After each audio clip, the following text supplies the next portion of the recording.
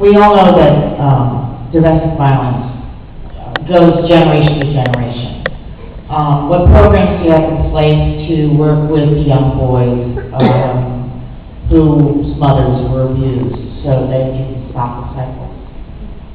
Okay, I'll maybe take the woman in the front here as well, and then we'll take those two questions together just as we come to the end of our time. Okay. Lorraine. So hang on, there's a mic coming in. Lorraine Farnes from Amsterdam.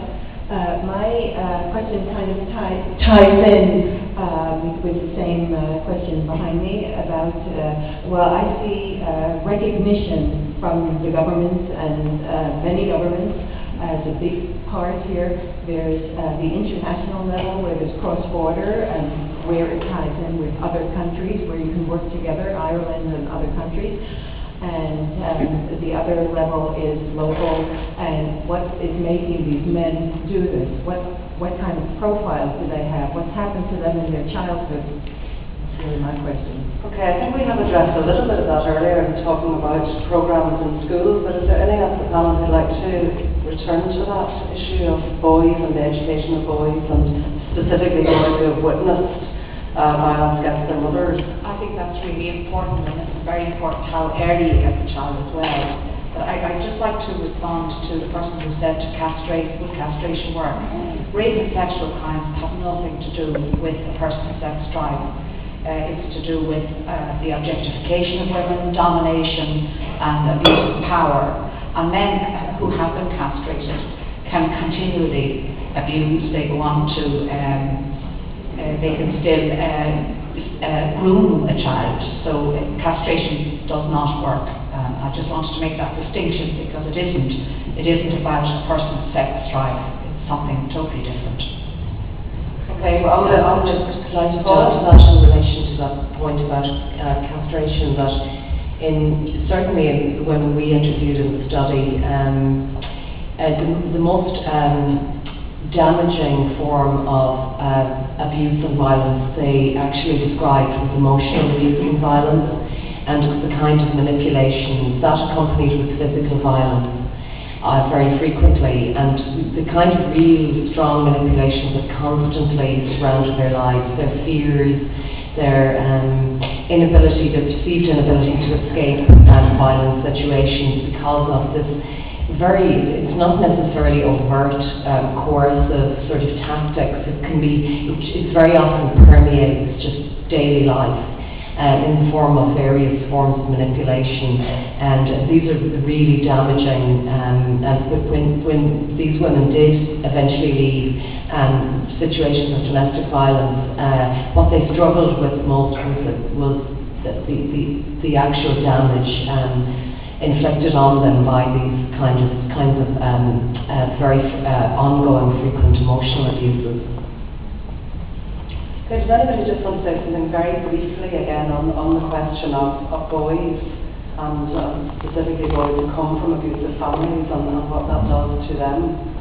I think we're regularly asked this question in Women's Age, and I think it's really important to understand that there are very many boys and women who've lived in domestic violence situations who do not go on to further abuse women, and are very aware of the implications and the suffering and the impact of that on both themselves and their family members.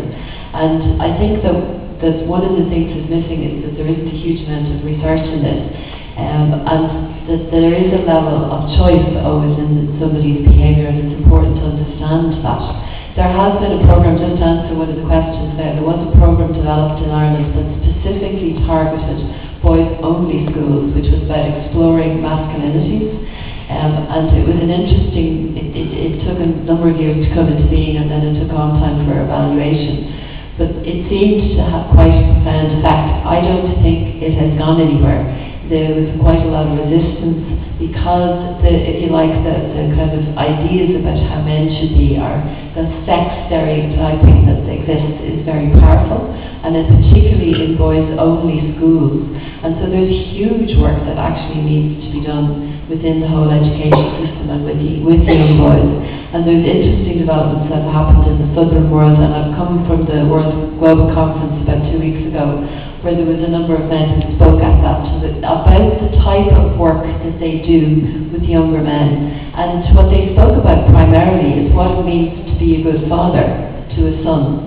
And rather than, I think it's just an interesting that that's where they felt that they could address the issue themselves, that they would take responsibility for tackling the issues of stereotyping, what it does for women, but also what it does for men, rather than thinking that this is something that just has to happen in schools. And we need to see more of that, because you're talking about a very primary relationship there, a very profound relationship, and it probably will have far more impact if that's the kind of thing that will happen.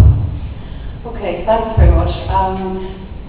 Just take you very, very quickly, we should be trying to get in for a long time, and then we'll have to wrap up. The gentleman here in the middle. Thank you. My name is Roseanne Van Reed from Antwerp, Belgium. Thank you all for your very profound statements. One quick comment and two quick questions. Our AWCA just last month had a program just like yours at our meeting. And the women were unbelievable. We met with them themselves. In fact, I'm even carrying the jewelry that they made and purchased, that the women have purchased and then donated. Sarah and Ellen, I think this question goes to. One was, you said in 2008 government funding was decreased.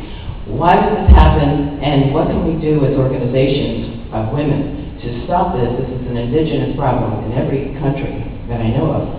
And the other part is, how do you organize globally through the media, journalism, and your other organizations throughout Europe to recognize this as a problem that we can all somehow do something about?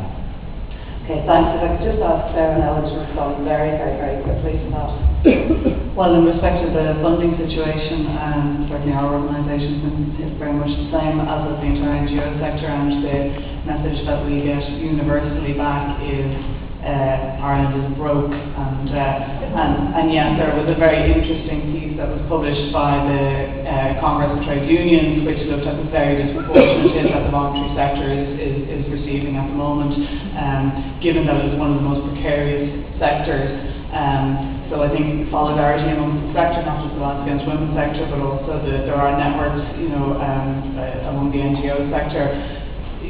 The challenge is to break through that impermeable, Ireland is broke response that we keep getting, and unfortunately I think that's the reality, certainly in a lot of the European countries at the moment. I know, for instance, in Greece at the moment, every single women's refuge is closed.